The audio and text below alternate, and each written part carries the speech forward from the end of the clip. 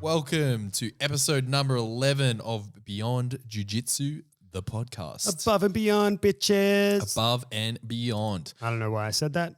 Because we're great. One too many coffees, although right before we started, we were just like, oh, could go for another coffee. Yeah, definitely 3 coffees in a row and then we'll be... Imagine, bro, we have so many coffees that people are listening to the podcast and they're like, I don't recall putting this on double speed. And it's not. It's on half speed.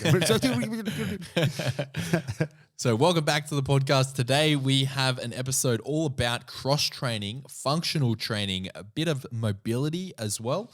We're basically going to cover the basis on what we do as individuals for training to support jiu-jitsu.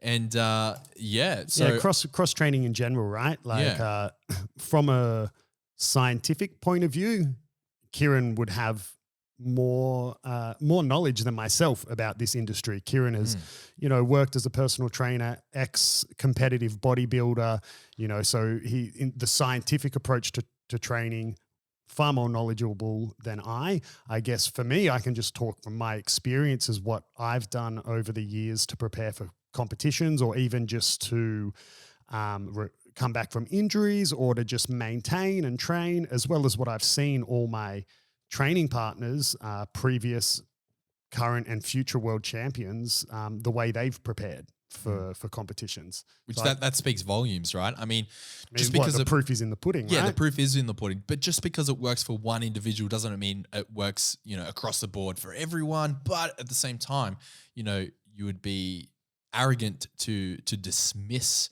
the process that these world champions go through or what they implement because it's been so successful. Yeah, for sure. Now, this leads me on to something that I wanted to bring up at the start. And it's fortuitous that you mentioned world champions, because from an outside perspective looking in, when you look at the top dogs in the no-gi world at the moment, like the big names, not a lot of them are, doing very specific training to support their jiu-jitsu. A lot of it is bodybuilding style. Take Gordon Ryan, for example. Yep. Your favorite competitor, your favorite athlete in jiu-jitsu. Hang on. From a purely jiu-jitsu perspective, how can you hate Gordon Ryan? Yeah, he's incredible. It's just he's not my favorite online presence person. Yeah, that's fair. Yeah. So with a lot of his training that he does off the mats, it is bodybuilding style. Like he's there, like, literally curling dumbbells. He's doing bench press. Not a lot of leg work, which he's openly said because he doesn't want big legs because it interrupts his ability to do triangles and other leg work. That's neither here nor there. But he's doing a lot of stuff that he just enjoys. But that's also going to, support his muscle development, get him strong. But there's nothing like, you don't see him following a very rigid, program from a strength and conditioning coach, from what I'm aware of. Same with Craig Jones. He doesn't do anything. He barely works out at all off the mats. Like the man's a machine. He spends like 4 hours a day on the mats. But he's not doing much mobility training. He doesn't even warm up, he says. Yeah. But basically, the point I wanted to make from the jump is, from an outside perspective, looking at jiu-jitsu, looking at the elite, there's not a lot of structured training going on. There's not a lot of, professional oversight on these pro athletes. Do you think it's because jiu-jitsu doesn't need it? Or do you think that because the sport is still very young in the pro scene, that it just hasn't reached that level yet? Yeah, I think athletes not in jiu-jitsu, athletes not doing any sort of strength and conditioning or mobility or what have you, has existed for a long time. Marcelo Garcia famously never did anything, although I have had training partners of his say he did, but apparently in all interviews, Marcelo would say, no, I get all my strength and conditioning just from training and rolling, so it's not a new thing. Is it due to the sport being young and people not taking the scientific approach to training? Because they do in other sports, right? Like even golfing. Even golf, right? Yeah. Or even sports that you perhaps don't think of them as being physically active, for lack of a better word, like Formula One drivers, incredibly taxing, right? They do super specific strength work that is specific to what their body needs to do during a race, right?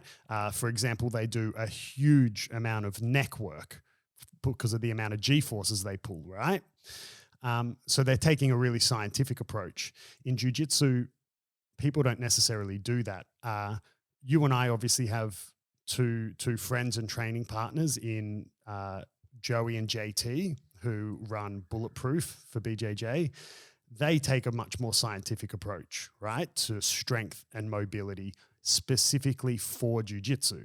So that's like a new approach, if you will, coming on the scene. But I think the reason people don't feel the need to take a scientific approach is due to how dynamic jiu-jitsu is in itself, right? So because when you're training, you're doing so much by default, just by rolling, you're doing so much like strength and mobility and flexibility work during a roll that you then kind of, the trickle down effect of not feeling strong or mobile, you don't necessarily feel it as much. Not only that, you can cater your style in jiu-jitsu to fit what works for you. So for example, if you were an F1 driver and you had a weak neck muscles, so you got a sore neck from pulling G's, right? It's not like you can just change your driving style so it's less, intense on your neck and less G-force intense. No, you can't, right? You have no option but to get a stronger neck. You have to. But in jiu-jitsu, if you have bad, shoulder mobility, you can change the way you roll to not require as much shoulder mobility. Just don't get Kimura. You just don't get Kimura, bro. Yeah. You know what I mean? Like, so because jiu-jitsu is so dynamic, not only do you do by default a lot of strength and mobility and conditioning just by rolling and training, but you are also able to avoid areas where you are not so strong and mobile. Don't you agree? Yeah, I totally agree. And it's a gift and a curse. Like, I'll give you a perfect, sorry to interrupt. I'll give you a perfect example. For those who haven't met me personally, I'm quite tall. I'm 6'4", so I'm just 194 centimeters tall, quite long legs, but I'm not particularly flexible. And I can get away with not being that flexible because I have such big reach with my, I've got long arms, long legs. So, I can get away, with fitting my, hooks and my arms and reaching them in certain places without requiring a certain amount of flexibility that shorter people may need. I don't need as much, external and internal hip and knee rotation to close triangles and things like that. So I don't need to be as flexible. Yeah. You know what I mean? Yeah. Yeah. That makes sense. And I think to the point of like, you can shape your game to fit your restrictions in mobility or even strength, because there's something that can be said for that as well in style of passing even. But don't you agree? You don't really have that luxury in other sports. Yes. I mean, most other sports are a lot more linear in terms of you need your body to be able to execute X to be able to get, preferred outcome Y, the result that you want. But back to your point, because jiu-jitsu is so dynamic and because it's so technically based, that you can shape your approach and your technique around your restrictions. But I think that the curse side of that is your restrictions will then exacerbate. For example, in jiu-jitsu, if you are playing guard or something like that and your shoulders are hunched forward, you're going to create some deficiencies in your posterior chain, like your back muscles. Yeah. And that will, particularly if you're training quite often, that's going to translate into other areas of life. That's going to eventually affect your jiu-jitsu in the long run. And again, just to mention something that the boys at Bulletproof talk about a lot is that injury prevention piece. So if you focus on your mobility and your strength from not necessarily a scientific point of view, but just a practical point of view, if you strengthen your weakened areas, weakened from Jiu Jitsu, then you'll be more robust, in my opinion. Yeah. But you can get away with it. Yeah. And people do for a long time. Yeah. I mean, and that's a good point, because the more you train, the more magnified the weaknesses are going to be. Some of the big ones are, if you spend a lot of time playing guard and you do no type of counter movements or strengthening or whatnot, you're going to get, your hip flexors are going to get mega jacked. Yeah. I recently-ish had a flare up with one side of the very top of my abs, which like so high up that I thought I'd hurt a rib, or the cartilage in between my ribs turned out to be the very top of my abdominal muscle. And it's because it's the one side that I like to play half guard and the one side I like to do all my inverts on, so that one side getting hammered day in, day out, right, without me doing anything to counteract that. Yeah, absolutely. And you do, if you train enough, you do need to do that, right? It's kind of like for lifting, if you just do back movements, you just do like all pulling movements, like pull-ups and things like that, like your chest will get super tight. Yeah. One thing that was taught to me was, let's say you're trying to progress your pull-ups to get to, I don't know, hypothetically, you're working towards wanting to do a muscle up, for example, and you need to be able to get chest to bar, or, so opposed to just doing a pull-up where you get your chin over the bar, you need to be able to essentially get like your chest to the bar or your nipples to the bar. You need to be able to do a high pull-up, right? Like with your progression as you work towards it. And sometimes what will stop you being able to do that is not actually that you're too weak in your back, it's that you're too tight in your chest to be able to pull your chest to the bar, right? And this actually came from JT, taught me this years ago when we trained together in Brazil. So if you train enough, you definitely do have to do, right, whether it's train your weak areas or like you need to counter train the parts of your body that get overworked when you roll. Like I said, if you just play that half guard on the one side, you need something to balance that out. Yeah. Yeah. And you already mentioned one of the key culprits is the hip flexors. Hip flexors get so tight. So you need to then spend some time in like a wall lunge, or it's sometimes referred to as a couch stretch. Google that if you want to see what I'm talking about, to then lengthen your hip flexors. And the same can be said with your chest. Same can be said, with your rhomboids, your upper back, shoulders, because they can get very jacked. So I think it's important to pay attention to mobility. And I think from what Joey from Bulletproof's basically, his big mantra is, if you want to be stronger at jiu-jitsu, you need to be more mobile, because then you have more freedom to be strong in different ranges of motion. So there's a difference between flexibility and mobility. Yeah, massively. If you're mobile, it means that you're strong in all ranges of motion, and you have a larger range of motion to operate in, but you're strong there. Flexible just means that your joints are floppy basically, and you're able to get there. It doesn't necessarily mean that you can exert force in those positions. So that's a really important distinction. Well, some people don't even have the range of motion to go into like full mobility positions. Exactly. Like something I take for granted, because I don't think of myself as being super mobile, but when I've done a huge amount of bulletproof training with both JT and Joey, and in the beginning, like any good coach, they do an evaluation, right, to see where you're at. They don't just hand you some copy paste workout, right? They evaluate you, so it's tailored to what you need.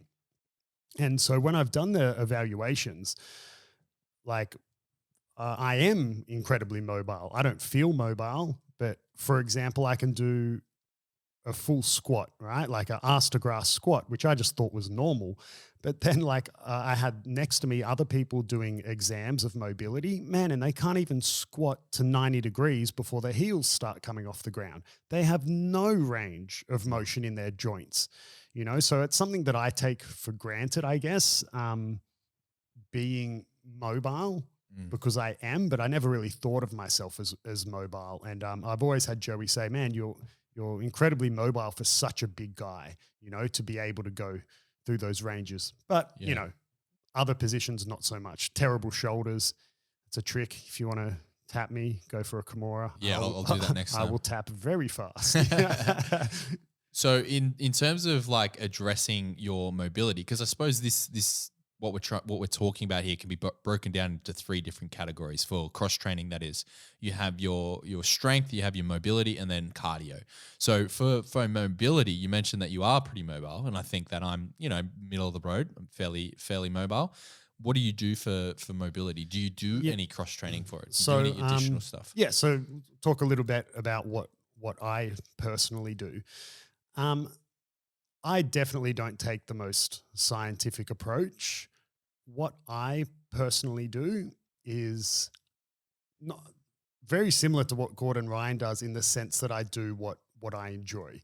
You know, I don't personally love doing any sort of strength training. I don't really enjoy it. So I do find it hard to take a more scientific approach because it's often doing a lot of movements that I don't enjoy. Because I am quite mobile, I don't necessarily feel any one particular area that I need to spend a lot more time on. So I don't really do anything for mobility. The only things I work on are strength and cardio. But again, I don't do it from a scientific approach. I'm really just looking to do whatever gives me more comfort in how strong and how much gas I have. What I'm trying to say is if doing deadlifts makes me feel stronger, I do deadlifts. Because for me, I know my biggest weakness in terms of competitive jiu-jitsu, or not even competitive as in competing, but just like training competitively, is whether I feel strong and confident, right? Again, to reference JT, I keep referencing JT and Joey because they're professionals in their field, and I've spent years training with them. But JT would always say to me, he's like, man, when you feel strong and when you feel like you've got good gas, like when you've pushed through that mental barrier of doubt, or if you know, for lack of a better word, he's like, man, you're an animal. Like that's where we need to get you. So a lot of, for me, if I'm preparing for a competition, I do whatever I need to do to get that psychological feeling, right? I don't have any glaring deficiencies, although I'm sure I do if, you know, from a professional point of view, from a scientific point of view. But for me, it's just about, man, what I need to feel stronger. So for me, that's deadlifts, that's renegade rows, pull-ups, squats.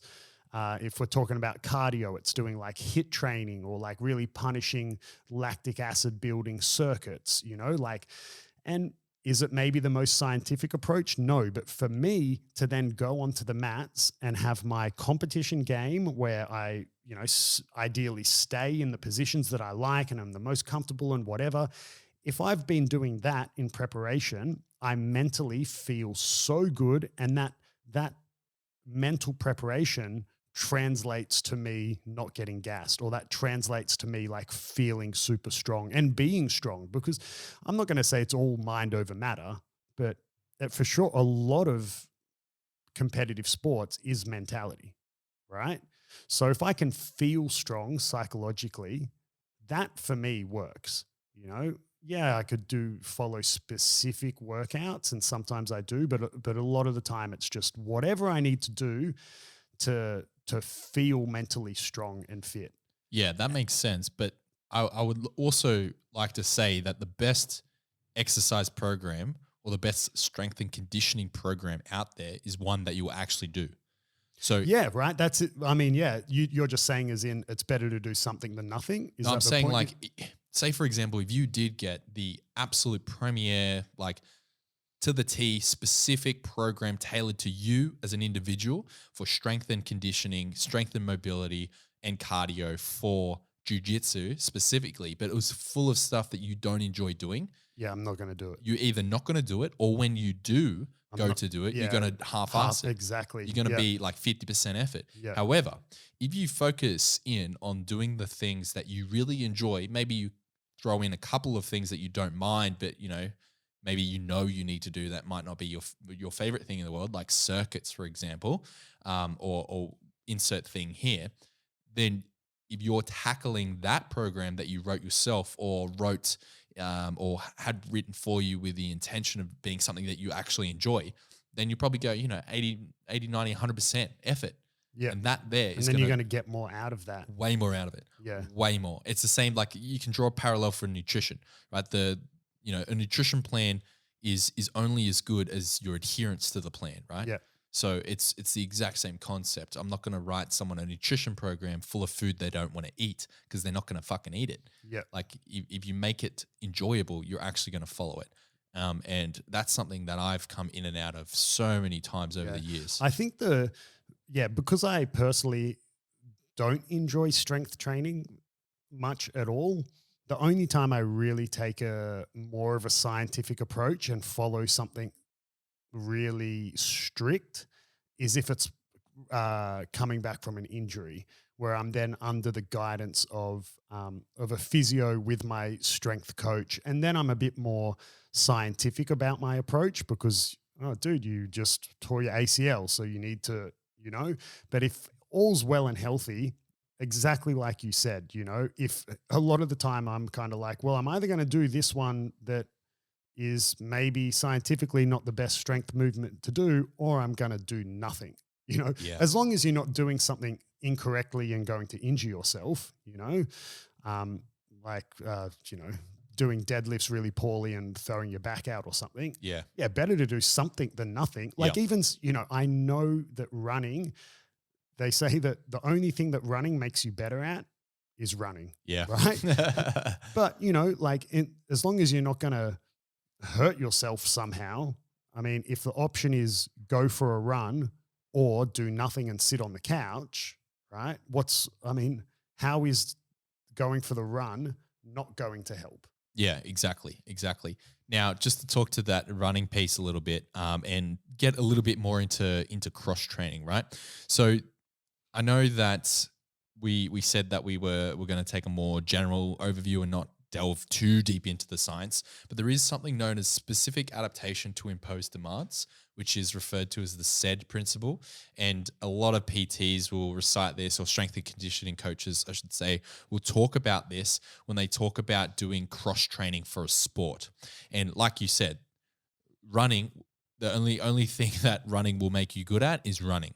And the reason for that is this SAID principle, the specific adaptation to imposed demands. The imposed demand is the running, and the specific adaptation is making you better at running. So if you wanted to do cardio to get better at jiu-jitsu, realistically, to get better at like jiu-jitsu cardio, you're better off doing more jiu-jitsu. Yeah. However, there is something to be said about cross-training and how it will improve you. Now, there's a research study that was done quite a few years ago where they basically took professional athletes from, they had a control group, they had a marathon runner group or a long distance runner group, and then they had a strength group for powerlifters, right? So they took a group of powerlifters. But they weren't runners. You don't mean like sprinters? No. So I mean, there were powerlifters, like Yep. conventional, big three, squat, deadlift, bench press powerlifters. They took runners and they took control group, right? Well, out of those two groups, they create a control group. I'm kind of butchering this, but basically what they did is they wanted to see whether strength would help the marathon runners, strength training would help the marathon runners run better, and whether cardio would help the strength athletes. What it turns out is the strength training really did help the marathon runners. So they were still doing their marathon running, and they added a strength component to their training, and it improved their performance something around like 20%. So it vastly improved their performance. However, for the strength athletes, the cardio training decreased their performance. So it did not help their performance at all. And then they had a group where they basically gave them a mix of both, where they gave a untrained group cardio and strength. They got a bit better at strength and a bit better at cardio. Not quite as good at cardio as the people that just did cardio, not quite as good as the people that just did strength. So it's quite an interesting study, basically talking about how cross-training works. And if you want to be a jack of all trades, doing a little bit of everything will make you a jack of all trades. However, if you want to be a master marathon runner, doing a bit of strength training will make you a better runner. But if you want to lift heavy shit, don't do any cardio. But I mean, that really just reiterates kind of what we've been saying all along, which I guess is the underlying importance of doing what works for you. Yeah. Because it is, again, I keep saying the word dynamic, but jiu-jitsu is just so dynamic that, you know, like you've got one of the best guys in the world, Gordon Ryan, actively avoiding doing leg stuff because, you know, because he says, right? Because it interferes with his jiu-jitsu. And yeah, you might have strength coaches around the world saying, what a effing moron, like blah, blah, blah, blah, blah. But how can you argue with him when he's the undisputed best no-gi grappler in the world? Like if he's telling you I'm not doing it because it interferes with my jiu-jitsu, and then they're saying, strength coaches are saying you're an idiot, and he's like, have you seen me losing? No. Yeah. Right? Like that's where it becomes difficult, right? Because and that's where it's kind of like what works for him may not work for everyone, or it just gets a bit tricky. Like honestly the PT side and the strength coach in me says like he is a bit of an idiot for that, and it seems like a funny excuse to respond to the trolls that tell him that his legs are skinny. Well, maybe he is, right? Maybe he's just having a troll response, you know? Yeah. But the best, I think some of the best strength training I like to see done in jiu-jitsu are things that specifically replicate your jiu-jitsu. So what I mean by that is back when Bernardo was competing, if you don't know, Bernardo Fadi is super famous for over-under passes. He would do a lot of resistance band training that a lot of jiu-jitsu guys do, but he would do it like super specific for his style. So he would have a resistance band tied around him, and he would have like a boxing bag essentially on the ground or a grappling dummy, and he would drive in for the over-under pass, like with the resistance band pulling him back. Oh wow! Because if you've ever been lucky enough to learn from Bernardo or have to go to one of his seminars or even watch one of his instructionals, one of the most important points he talks about with his over-under pass is that it can be a slow grinding pressure pass, except for the initial entry. The initial entry where you like get over under and connect your shoulder into like about around the belly button of your opponent, that needs to be done super quick, because at that moment is when they can like, you know, push your head to the wrong side or whatever. So that initial entry needs to be almost like you're shooting a double leg, right? So he's working against a resistance band, you know, like I saw Kennedy, like Cobrinha's son, who just fought at the Emerald City the other weekend, lost to Gianni Grippo in the final in overtime. He does a lot of resistance work with the bands and stuff that replicates the movements that he does in his jiu-jitsu.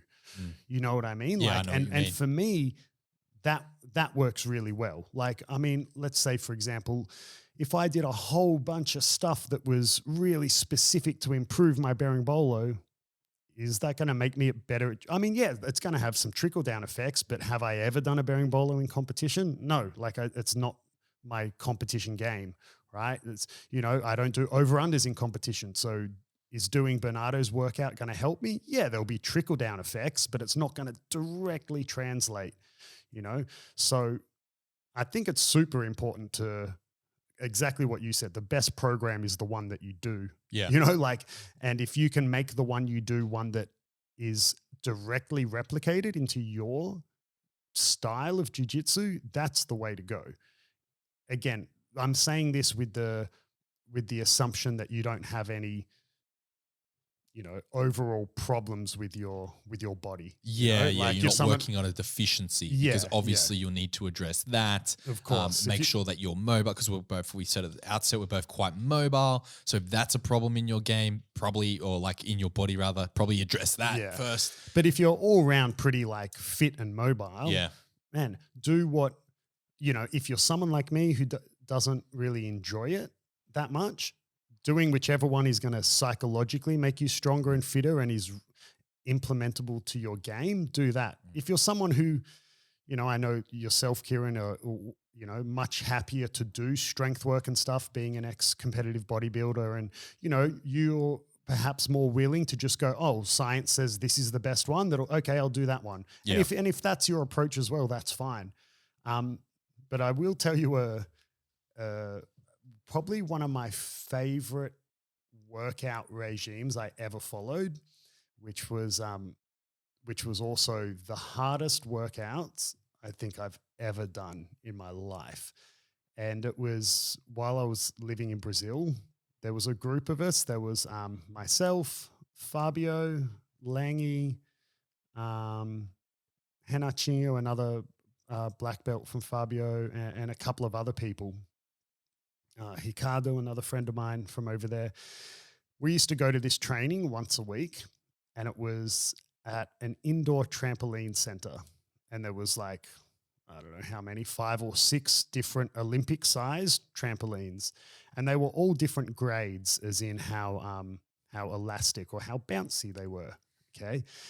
And the workout was an hour. And for me, I started this trampolining training because it was post knee surgery. It was my second knee surgery that I was coming back from. But I continued to do it even after I had recovered from the surgery.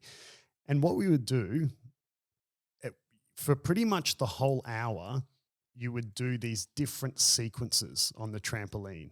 And I don't know how many people listening when the last time you were on a trampoline was, but if it was when you were a kid, remind yourself that you don't have the gas tank of a 10-year-old anymore.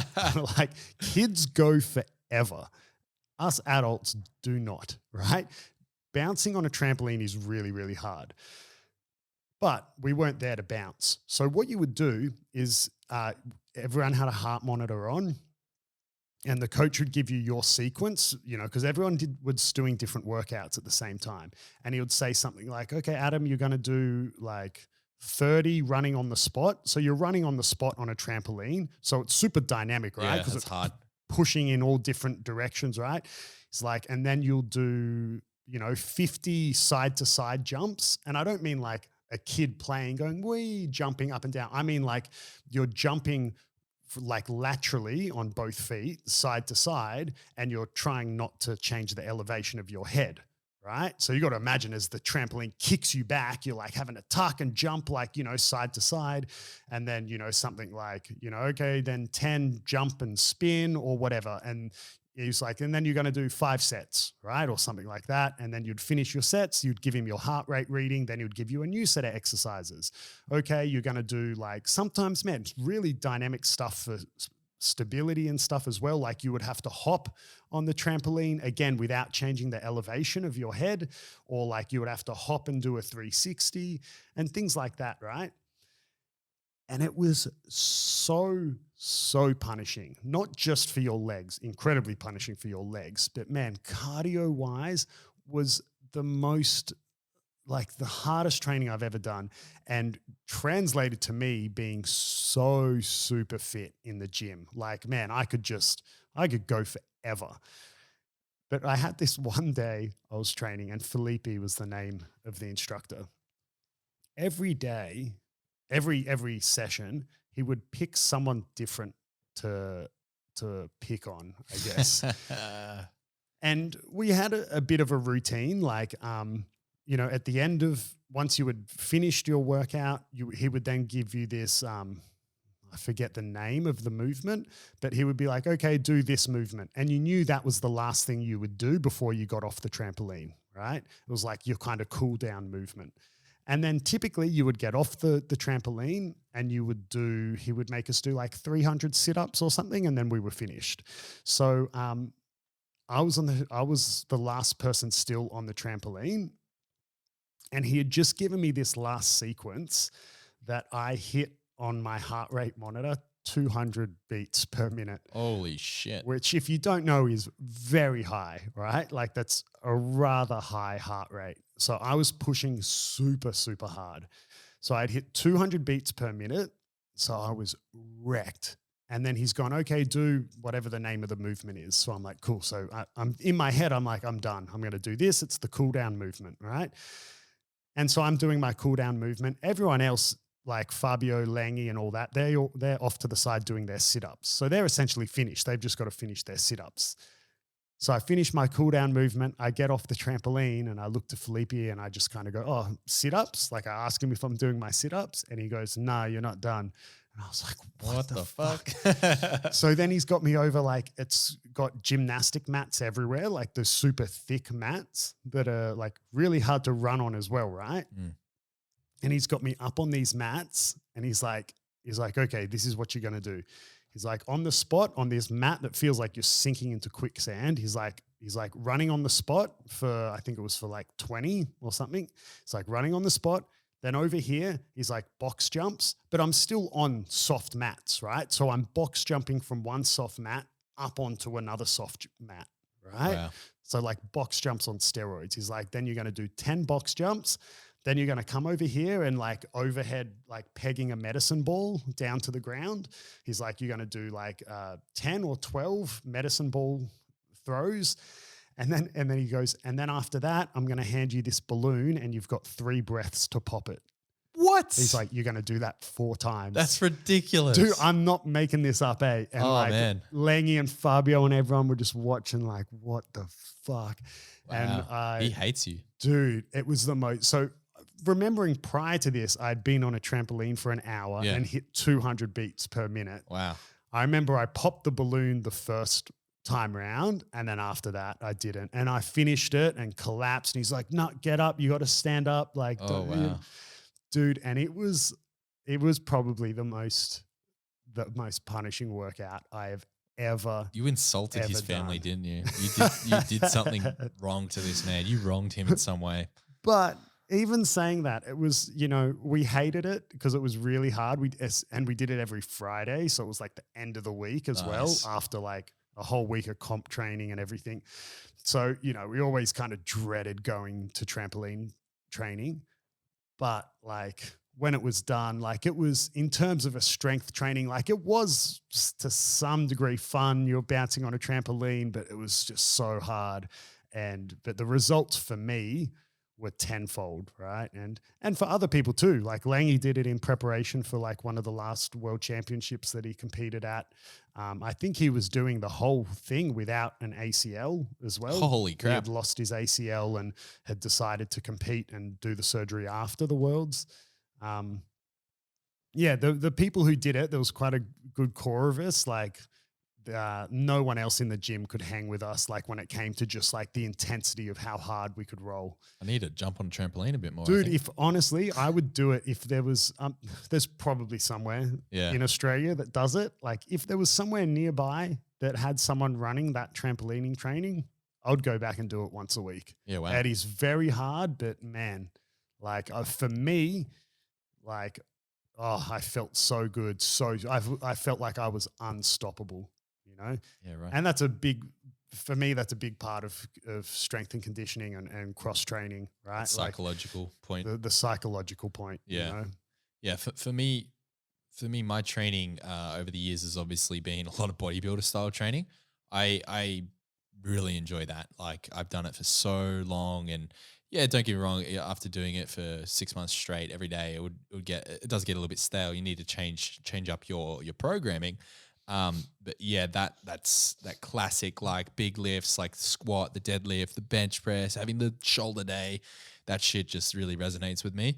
But at the moment, So that's it as well. Like if you enjoy that, Yeah. right, and it's doing if your option is doing a bodybuilding workout Or or not doing no anything. workout, Yeah, you're gonna there's choose the no workout. way the bodybuilding workout isn't going to still give you some benefits Yeah, in your absolutely. jiu-jitsu. absolutely. Right? But at the moment, I've been definitely doing a lot more, the dreaded word functional training.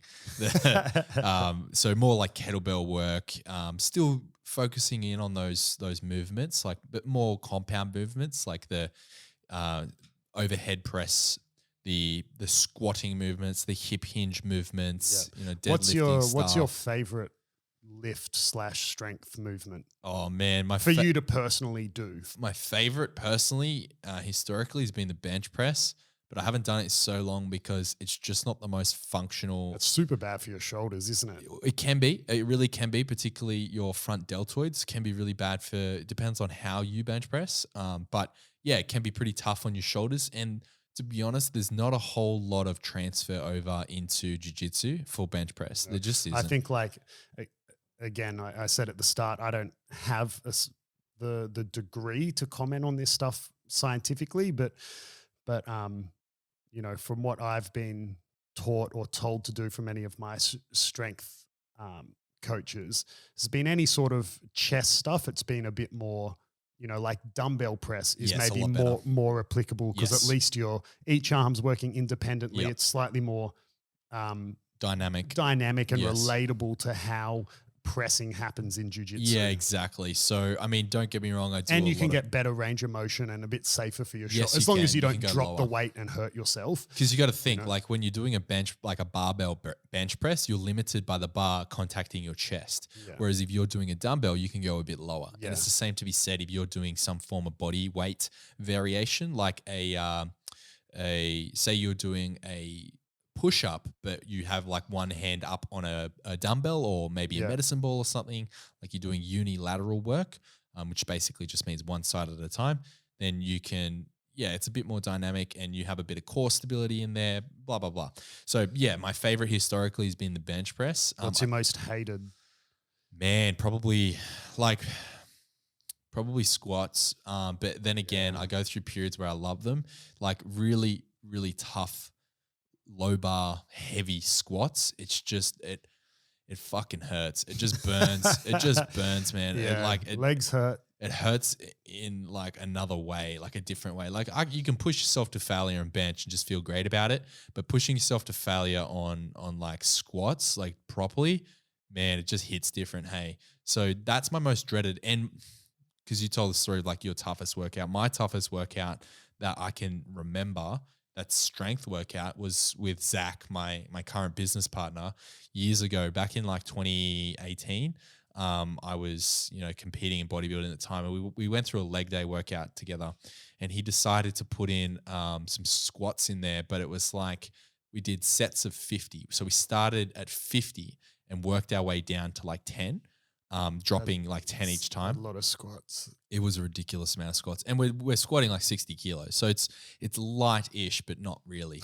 And I'm sitting here like 60 kilos. Yeah. And then we'd follow, I'm pretty sure we then followed that up with some leg press, like the same sort of thing on leg press, or we did something fucking dumb. It was his idea. It was so stupid. Like it had zero benefit. Like it would have hurt us more than benefited us.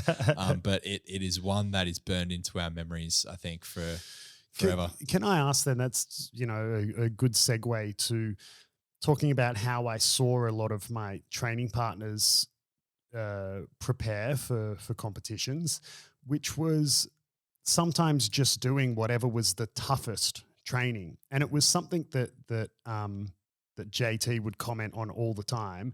This was like pre-bulletproof days or bulletproof before it had the name bulletproof, if you will. Noticing that it wasn't like the best approach and whatever. Not, yeah. And guys at the time, a lot of what they were doing was essentially just going to a CrossFit gym and just doing what was hard, right? Yep. And I get that. Like I said, a lot for me, like whatever I can do that psychologically makes me feel strong and fit. So I resonate with that a little bit. Yeah. But my question is, what are your thoughts on that as someone who was in the Navy?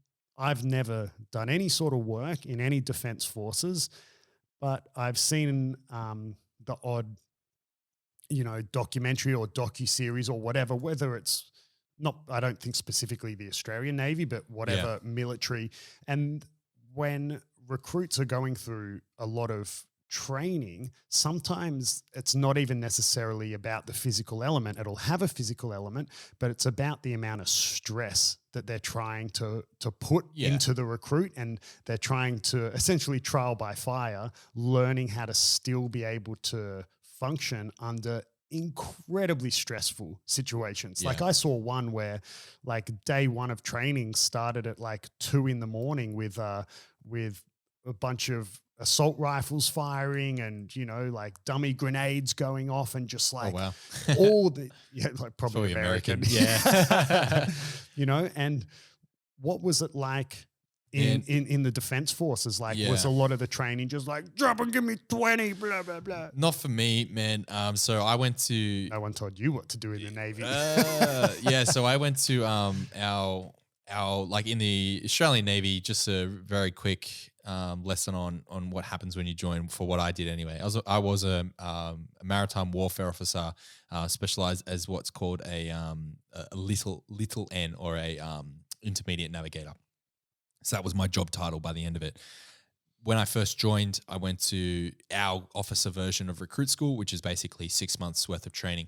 The first 4 weeks of that is more intense, right? First 4 weeks, you don't get your mobile phone. Like, all of your personal items are pretty much locked away in like your own little personal safe sort of thing. And it's basically like a bit of a smash, like an introduction into the Navy. No one was really yelling or anything like that. But to be honest, in those first 4 to 6 weeks of being in the Navy, I lost fitness. I lost, I lost muscle because my cardio got worse. Your bodybuilding days were pre-Navy or during? No, it was during Navy. But I've been working doing that style of training. So basically what happened before I joined the Navy is I had the exact same thought as you, man. I was like, I'm joining the Navy. I need to be super fit. I need to be the fittest I've ever been in my life. So that's what I did. I was already quite fit. I was already, working out, 6-7 days a week, 1 to 2 hour sessions.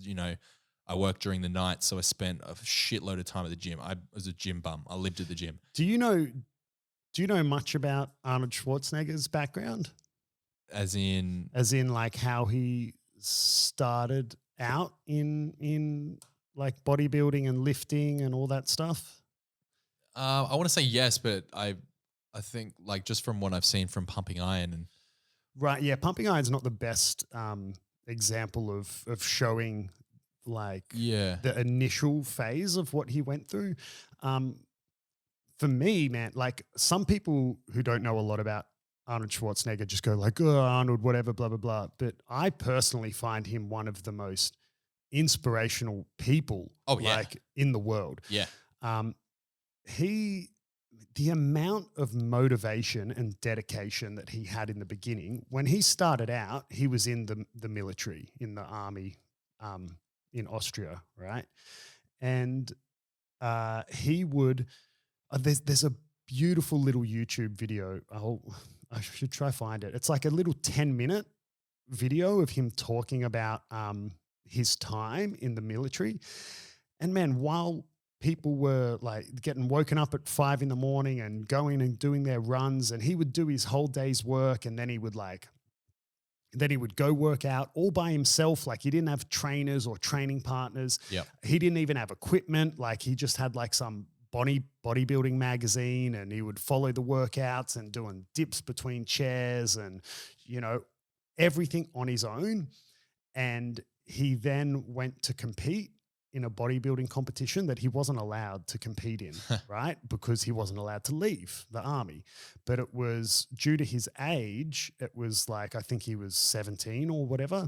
It was the last year that he would be allowed to compete in this junior Mr. Europe or whatever it was. So he actually escaped, like he snuck out, he went AWOL and like, you know, hitched a ride into, I think, into Germany. So he didn't have a passport, right? So he like snuck onto a train and went and competed in this competition and he won. And then he came back and tried to sneak back into base, got caught and got put into solitary confinement and all this stuff. And what ended up happening was that once the people in charge found out he won, they realized that, you know, they could leverage that in terms of like, well, how inspiring and motivational. PR, yeah, it's mad dog PR. So they ended up like a bunch of the, I don't know, mechanics or engineers or whatever, they got together and they built him weights and the officers made sure he had time to train. They started giving him like extra meat and protein and stuff. And then double rations. Yeah. And then in 2 years he put on, and this is, you got to remember, this is like well before steroid days, right? Like he was in the military. He was 17, 18 years old. I don't know, man. They're probably giving him experimental drugs. Like yeah, maybe, right? Super soldier. Man, in 2 years, he put on 25 pounds of muscle. That's Man, insane. That is a lot of muscle in 2 years, you know, and it just like really laid the foundation of, you know, what he went on to do. And I mean, and then even after that, like not only was he one of the most successful, you know, bodybuilders of all time, but, you know, man, the guy goes on to become one of the most successful actors, you know, goes on to become a successful politician. Like, the dude was, his whole life was kind of told, you know, you'll never be able to do that. Yeah, and he did. Yeah, even when he went to become an actor, you know, people were like, man, your English is terrible. You got a name that no one can pronounce. Like never, right?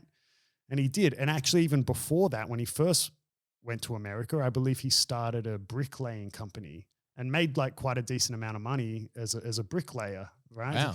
Man, the dude is, anyway, like if you look up some of Arnold Schwarzenegger's actual history, opposed from just the I'll be back and the steroids, you know, and then it's even like I'm coming all the time. Have you seen that one? It's like where he talks about his pump. Oh yeah, like in pumping iron. Yeah, he's like, yeah, but he's talked the pump. He's talked in interviews that was for the. He's so full of shit. It's so great. His face. I love young Arnie. What was I going to say? Like, God, I lost my train of thought. Anyway, like, oh yeah, even like the steroid use and stuff. Like, you got to remember, this is back in a time that, you know, the world didn't know what we know today about steroids. Like, it was. Yeah, I'm not going to say it's the same thing, but at the time, it was kind of like, you know, a new thing on the market, like how people go like, oh, creatine's this new thing. Let's take it. And, you know, imagine if in 20 years it's all of a sudden a banned substance. I know it's not the same thing, but I'm just saying. Creatine's very safe, everyone. I'm just saying at that point in time, no one knew. They didn't know that much about steroids. Yeah, they weren't taking that much. Like okay, Arnie was taking steroids and he's admitted it. Like it's fucking obvious to everyone. But he wasn't taking anywhere near the levels that they're taking today. They're taking all sorts of other drugs. It's not just testosterone. Predominantly in the Jiu Jitsu world, they take a lot of acai. Yes, that's straight to the veins. Acai and Jesus. That's all you need. Yeah, injectable. Yeah. Okay, so I think in terms of cross training as a topic, I really think that we need to get on the podcast JT and Joey. We'll have them one day for sure. Yeah, we'll bring them onto the podcast and they can talk more about, you know, set us straight without don't do mobility. The good thing is that you're on your own, Kieren, but whatever disagreements I have with them, I can kick their butt in jiu-jitsu. Well, I cannot. But you're my student, so I got your back, bro. Yeah, exactly. I hear Joey's our mat enforcer, so yeah, like obviously we'll have them on the show at some stage. But to summarize for me, you know, my point of view is that you've got to do what works for you. Jiu-jitsu is so dynamic that man, like you could have the shoulder mobility of an Olympic gymnast, right? You know, that's good mobility for those who don't know anything. You know, for those that don't know anything, you could have, for all the idiots out there, you could have the shoulder mobility of an Olympic gymnast, right? But then maybe in your particular style of jiu-jitsu, that's not going to come up at any point other than when you're caught in a submission, like a Kimura or something. Yep. So do what works for you, you know, whatever is going to be applicable to your style. Yeah. And, you know, if you're someone like me who doesn't really like working out, doing that type of workouts, then whatever's going to help you psychologically. Yeah, agreed. If you're someone who is a bit more happy to like, no, I love doing whatever sort of workout and exercise, whatever, then seek the advice of a professional who can give you that more scientific approach, but with the underlying, make sure it's applicable to what, you know, to your style of jiu-jitsu. Yeah, I agree with that. Yeah. That would be my advice. Yeah. Yeah, that's solid. I think in terms of like talking through what training I'm doing at the moment and everything like that, I'm very much taking on the bulletproof approach. I do the 2 bulletproof sessions, plenty of mobility, and still throw in a bit of bodybuilding training in when I can, i.e. lockdown. So yeah, cool. And if you enjoy doing it, then no harm, no foul, right? Exactly. Same thing as like, you know, the main reason I do jiu-jitsu is because I enjoy it. If you enjoy doing bodybuilding workouts, do it, man. Do it. Yeah. Best workout you do. What'd you say? The best? Yeah, the best workout program is the one that you actually do. Yep. Yeah. There you go. Cool. Well, thanks for listening to this episode, everyone. If you're still listening and you've gotten this far, we appreciate your support. And if you want to support the show further, jump on and give us a follow and a review on your streaming platform of choice. And jump over to our Instagram, which is @Beyond Jiu-Jitsu Podcast. So @Beyond Jiu-Jitsu _podcast. If you just search that, you should be able to find us over at Instagram. Nice. Till next time, thanks for listening. Peace.